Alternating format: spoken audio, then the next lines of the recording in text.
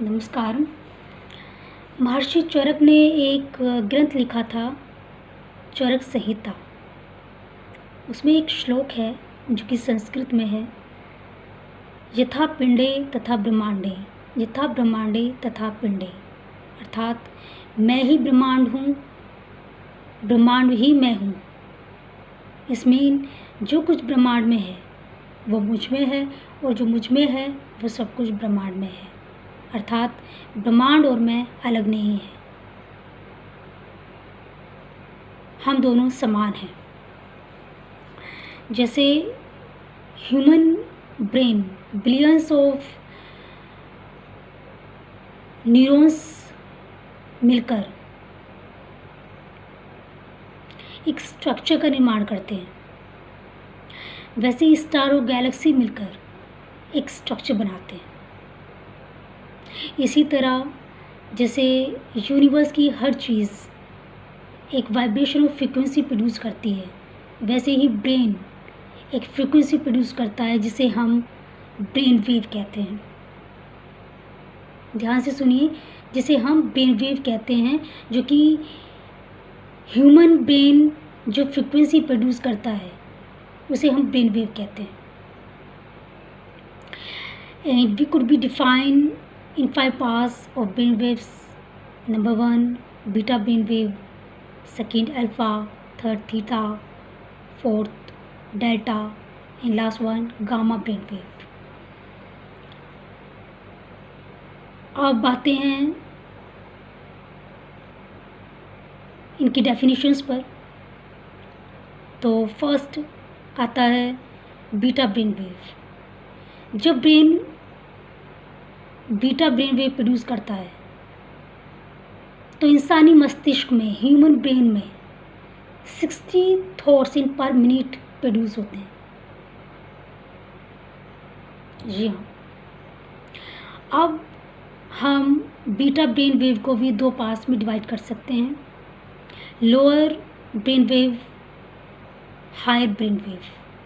Lower brain wave हमारी daily routine से related है, जैसे हम किसी से इंट्रैक्शन करते हैं, जॉब करते हैं, स्टडी करते हैं, घर का कामकाज करते हैं, ये जो भी करते हैं वो सब हमारे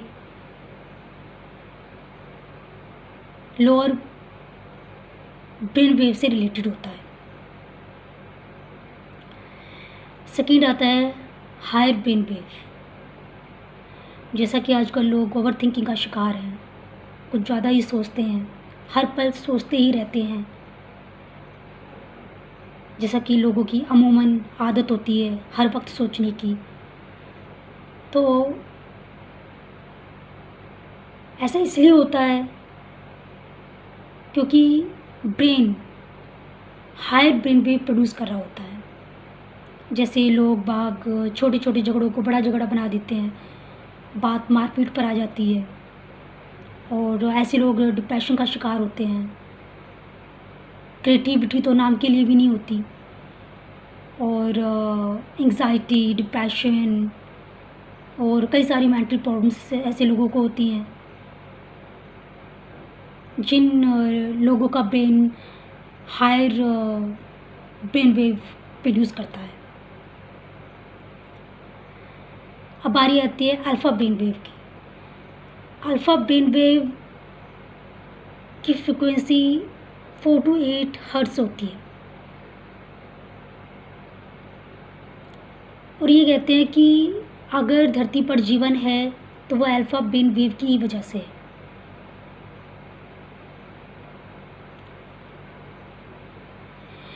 जब brain alpha brain wave produce करता है तब ब्रेन से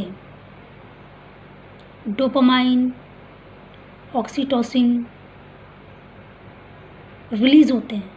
ऐसे केमिकल्स रिलीज़ होते हैं जिससे हमें हैप्पीनेस मिलती है। जब हम बहुत खुश होते हैं ना, तो समझ लीजिए जब डोपामाइन और ऑक्सीटोसिन केमिकल ब्रेन रिलीज़ कर रहा है, इसलिए हमें खुशी मिल रही है। खुशी का रीज़न कुछ भी हो सकता है, लेकिन उसका कॉज डोपामाइन और ऑक्सीटोसिन रिलीज़ होना ही होता है। इसके बाद बारी आती है थीटा ब्रेन वेव की। थीटा ब्रेन वेव तब प्रोड्यूस करता है ब्रेन जब हम कोई मेलोडियस साउंड सुनते हैं, कोई पीसफुल साउंड सुनते हैं, नेचर और मेडिटेशन में झुकाव रखते हैं, नेचर की तरफ हमारा झुकाव होता है, मेडिटेशन हमारा डेली रूटीन होता है, तब थीटा ब्रेन वेव्स प्रोड्यूस होती हैं ब्रेन के द्वारा। और जब थीटा ब्रेन वेव प्रोड्यूस होती हैं तो उसे हार्मोनल बैलेंस होता है और जिससे बॉडी कई सारी बीमारियों से सेफ रहती है। इसके बाद बारी आती है डेल्टा ब्रेन वेव की। इसकी फ्रीक्वेंसी 0.5 से लेकर 4 हर्ट्ज़ होती है और अगर brain delta brain waves produce करता है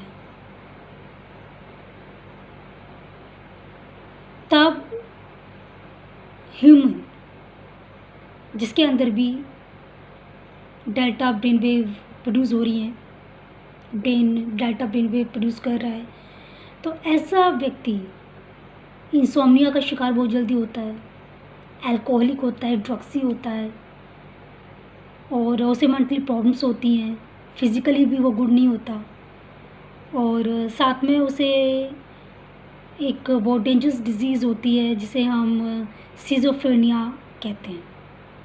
ऐसा इसलिए होता है क्योंकि brain delta brain waves produce कर रहा है, इसीलिए ऐसा होता है। इसके बाद बारी आती है गामा ब्रेन वेव की। जिस व्यक्ति का brain gamma brain wave produce कर रहा होता है तो समझ लीजिए कि वो इंसान लिब्रेशन की अवस्था में है, लिब्रेशन की अवस्था में चला गया है, लिब्रेट हो चुका है। क्योंकि जब brain gamma brain wave produce करता है तब पैनियल ग्लैंड से एक केमिकल रिलीज़ होता है जिसे DNT कहते हैं और इस केमिकल के रिलीज़ होने का ही नाम इन्फिनिट इंटेलिजेंसी है। अर्थात सीधे शब्दों में कहें तो ऐसा इंसान एक उच्च कोटि का दार्शनिक, एक बौद्धिक विचारक, एक साइंटिस्ट या कुल मिलाकर हम कहें तो वो एक लिबरेट पीपल हो जाता है। अगर brain gamma brain wave produce करता है तो इंसान लिबरेट हो जाता है, लिबरेशन में चला जाता है, क्योंकि इससे ऊपर कुछ और नहीं है। इंसान ह्यूमन पूर्ण रूप से लिबरेट हो जाता है।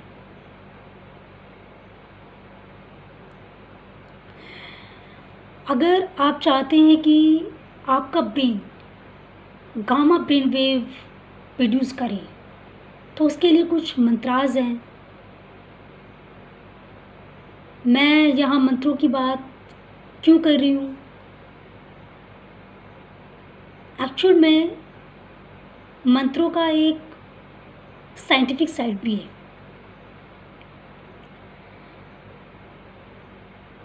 जैसे ये तो आप सभी जानते होंगे कि जो मंत्र होते हैं वो सभी संस्कृत में होते हैं और संस्कृत एक ऐसी लैंग्वेज है जिससे एनर्जी क्रिएट होती है। अगर हम संस्कृत का एक वर्ड भी बोलते हैं ना तो उससे क्या एनर्जी क्रिएट होती है जो हमारी बॉडी और ब्रेन पर एक गुड इफेक्ट डालती है। तभी कहा जाता है कि दुनिया की सर्वश्रेष्ठ भाषाओं में संस्कृत का पहला स्थान है। एक अमेरिकन साइंटिस्ट की रिसर्च के द्वारा ये क्लियर हो चुका है कि Sanskrit is the best language than other languages, क्योंकि उससे एक एनर्जी क्रिएट होती है जो ह्यूमन बॉडी और ह्यूमन ब्रेन के लिए बेनिफिशियल होती है। इसीलिए हमारे वेद, पुराण, उपनिषद सब संस्कृत में लिखे गए हैं। और चूँकि हमारे 4 वेद लिखे गए थे भगवान के द्वारा, परमपिता परमेश्वर के द्वारा, तो उन्हीं में मंत्रों का भी उल्लेख किया गया है। मंत्र किसी व्यक्ति विशेष द्वारा नहीं बनाए गए। मंत्रों का निर्माण परमपिता परमेश्वर ने स्वयं किया है और उन्हें वेदों में स्थान दिया है। जैसे वेद आपने सुने हैं, सामवेद, अथर्ववेद, यजुर्वेद, ऋग्वेद, तो इन वेदों में मंत्रों को स्थान दिया है। अगर आप एक मंत्र भी डेली जप करते हैं, लेकिन आपको 108 बार एक मंत्र को जप करना है, तभी आपको उसका बेनिफिट मिलेगा। 108 बार क्यों? इसके पीछे भी एक तर्क है जो मैं नेक्स्ट ब्लॉग में आपको बताऊंगी। फ़िलहाल के लिए अभी बस मंत्रों पर और हम रागों पर ध्यान देते हैं। तो जो मंत्र हैं वो 108 बार पढ़ने बताए गए हैं। अगर आप कोई मंत्र पढ़ते हो तो उसे डेली 108 बार आपको पढ़ना है। और आपने देखा होगा कि हर मंत्र से पहले ओम का उच्चारण किया जाता है। ऐसा क्यों? क्योंकि ओम ही सृष्टि है, ओम ही परम ब्रह्म है, ओम ही नेचर है। यूनिवर्स ही ओम है। एवरीथिंग इज ओम। ओम कोई धर्म विशेष नहीं है। Om is not related to any religion. It is universe. Om is universe, is ब्रह्मांड। ओम इज ब्रह्मांड।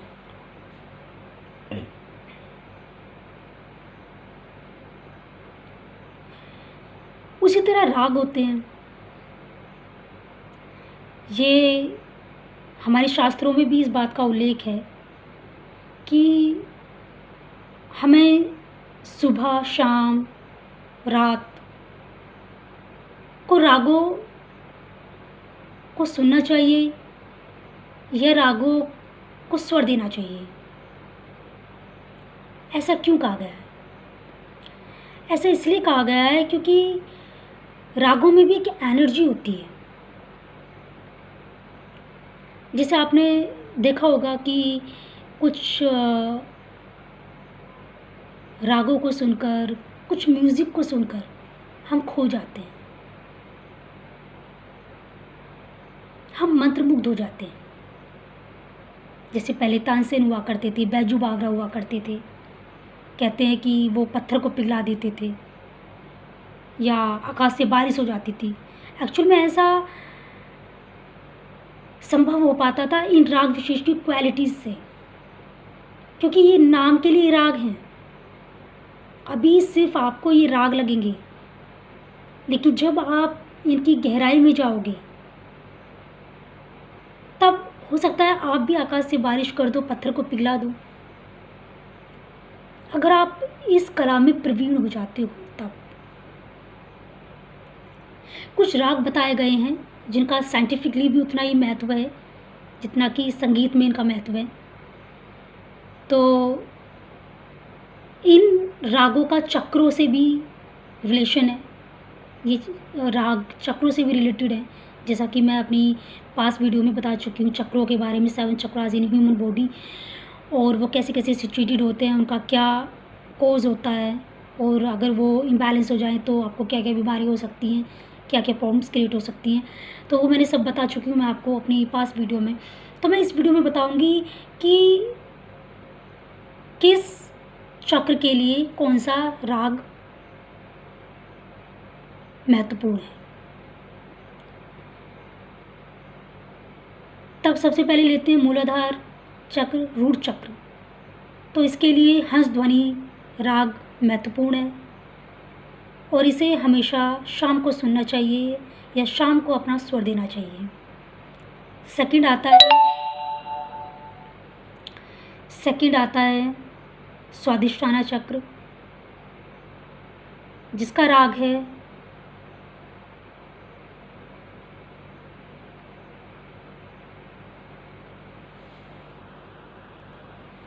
हाँ, तो मैं स्वादिष्टान चक्र की बात कर रही थी। इसका राग है गमन, जो कि इवनिंग में सुना जाता है या इसको स्वर दिया जाता है।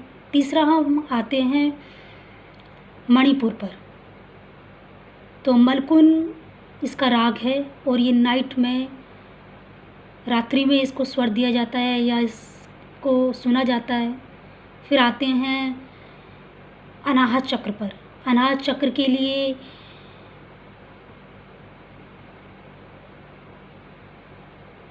बेस्ट है, अनाहत चक्र के लिए बेस्ट है अहीर भैरव। अनाहत चक्र के लिए बेस्ट है। इसको मॉर्निंग में सुनना चाहिए या इसको अपना स्वर देना चाहिए मॉर्निंग में। और फिर बारी आती है विशुद्ध चक्र की, जिसके लिए देश राग बेनिफिशियल है और इसको हमें इवनिंग में सुनना चाहिए। इसके बाद बारी आती है आज्ञा चक्र की, थर्ड आई की। इसका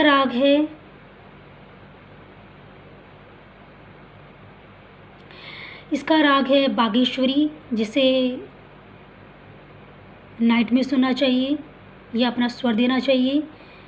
रात्रि में इसको अपना स्वर देना चाहिए, सुनना चाहिए। इसके बाद बारी आती है सहस्त्र चक्र की, क्राउन चक्र। इसका राग है दरबारी और इसको हमें रात्रि में सुनना चाहिए या अपना स्वर देना चाहिए। अगर आप स्वर दे सकें तो इससे बेनिफिशियल तो कुछ हो ही नहीं सकता।